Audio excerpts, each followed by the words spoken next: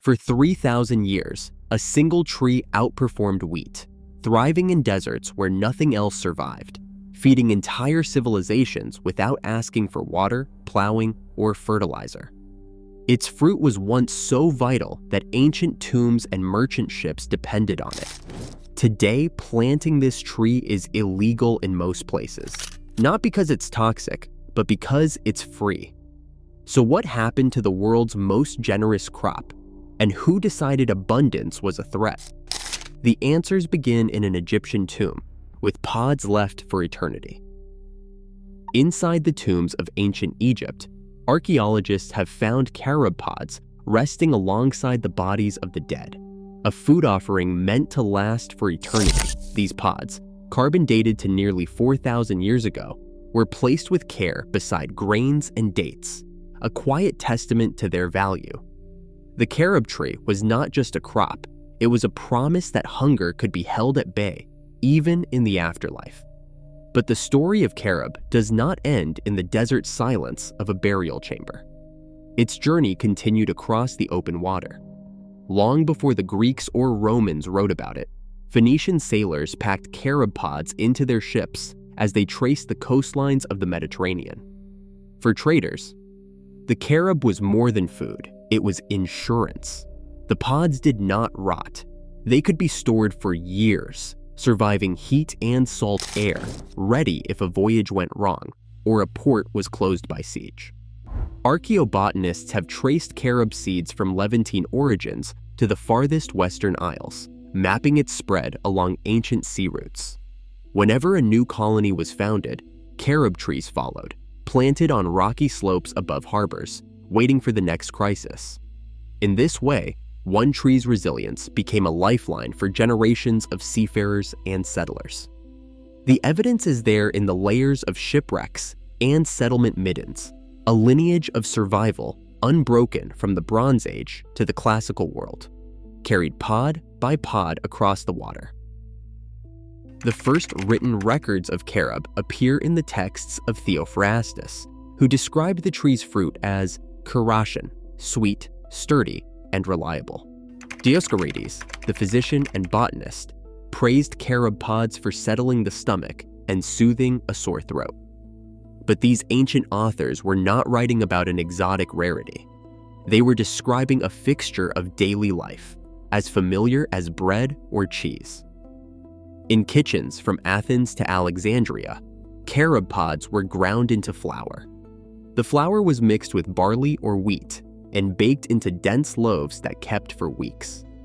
When sugar was scarce or unknown, families boiled the pods to make a thick, dark syrup. This syrup sweetened porridge, preserved fruit, and filled pastries long before cane sugar reached the Mediterranean.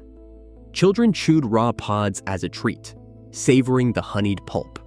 Livestock, goats, donkeys, even camels, thrived on the tough, fibrous remains. Carob's value extended beyond the pantry. Its seeds, nearly identical in weight at about 200 milligrams each, became the standard for measuring gold and gemstones. For centuries, merchants and jewelers across the Mediterranean balanced scales with carob seeds, Caratian in Greek, carat in English. This tiny, unassuming seed set the standard for preciousness, from the markets of Byzantium to the workshops of Venice. A single tree could supply food, feed, and a unit of measure. In everyday life, carob was woven into the fabric of household survival and commerce. It was not just a backup for hard times, but a quiet partner in the ordinary rhythms of work, trade, and family meals. As new crops arrived from across the oceans, maize from the Americas, sugarcane from the tropics, the arithmetic of farming changed. Wheat and barley had always been counted, measured, and taxed at harvest. But sugarcane, with its annual cycle and steady yield, offered something even more attractive to the state: predictability. With each new season, officials could tally the fields, estimate the output, and levy taxes accordingly. This regularity became the backbone of public finance. Annual crops meant annual revenue, a fixed calendar for collecting dues, and a clear picture of who owed what. Merchants and fiscal officers built their fortunes on this cycle. Grain was stored in central granaries. Sugar and maize were processed and shipped in bulk. Their value tracked from field to market. The more inputs a crop required, seeds, fertilizer, irrigation, the more points of sale and taxation appeared along the way. Every transaction, every delivery, generated receipts and records, each one a chance to collect a fee or a tax. Trees like carob, growing quietly on communal hillsides or unclaimed land, produced food outside this system. No receipts, no rent, no reliable way to measure or tax the harvest. In a world increasingly organized by ledgers and markets, this was a problem not of agriculture, but of accounting. By the late 19th century, the fate of the carob tree was being decided not in orchards or kitchens, but in offices lined with ledgers and survey maps. Across southern Europe and colonial North Africa, bureaucrats began to redraw the boundaries of value on paper. Cadastral codes, those official registers that determined what land was worth and who owed what, sorted crops into strict hierarchies. Wheat fields, vineyards, and olive groves were listed as principal or productive. Carob, if it appeared at all, was relegated to the columns marked minor, secondary, or simply fodder. Italian land regulations from the 1880s grouped carob under culture minore, a category that carried lower tax assessments and fewer rights to state support.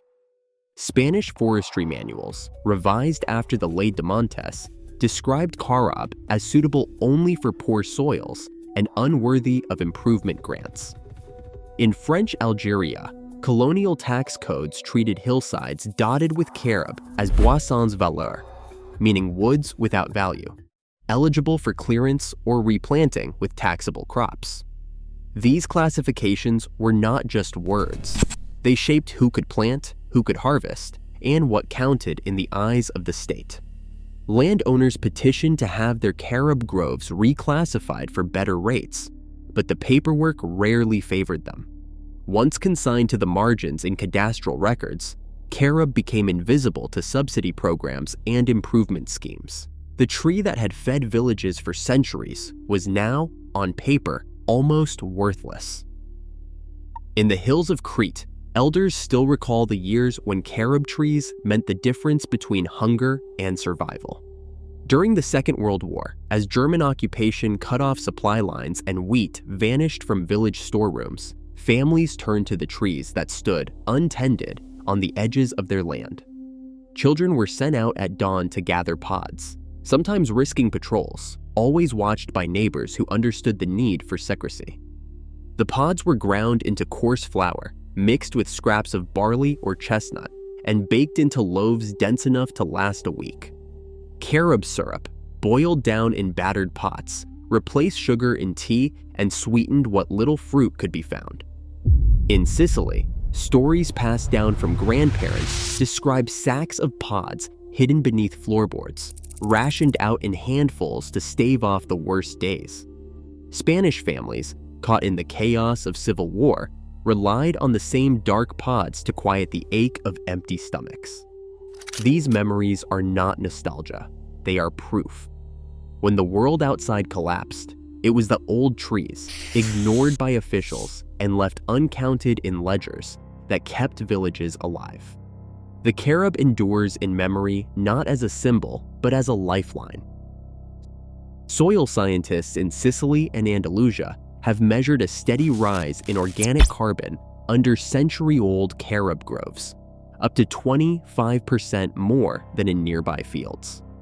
In plots that receive less than 300 millimeters of rain a year, carob trees still add 2 to 5 tons of organic matter per hectare over decades.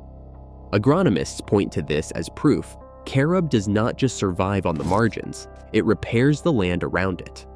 Yet, across the European Union, carob is classified as an underutilized fruit tree. It is listed for conservation, not for large-scale planting. Subsidies flow to annual crops, wheat, maize, oilseeds, while carob remains outside the main support schemes. In Australia and parts of California, Local ordinances sometimes list carob as a restricted or even invasive species, banning new plantings in certain areas to protect native ecosystems. In practice, the rules do not target the tree for what it does, but for what it represents: food that grows without purchase, without contracts, without profit. The economic logic is simple. A tree that feeds people for free every year for a century is a poor business model. The paradox is clear. Science shows the benefits. Policy builds barriers. The question is not whether carob works. It is whether abundance without a price tag has a place in the world we have built.